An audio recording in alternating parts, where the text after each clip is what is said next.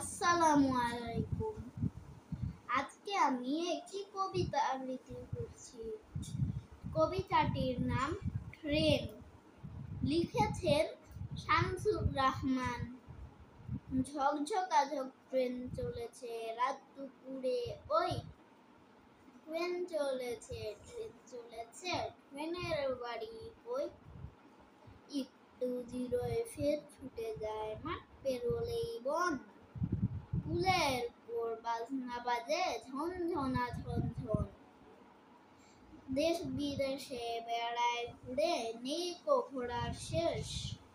ইচ্ছে হলেই বাজায় বাঁশি, দিন কেটে যায় বেশ। থামবে হঠাৎ মজার গাড়ি, একটু কেশে খপ। আমায় নিয়ে চলবে আবার ঝকঝকা ঝকঝক। ধন্যবাদ।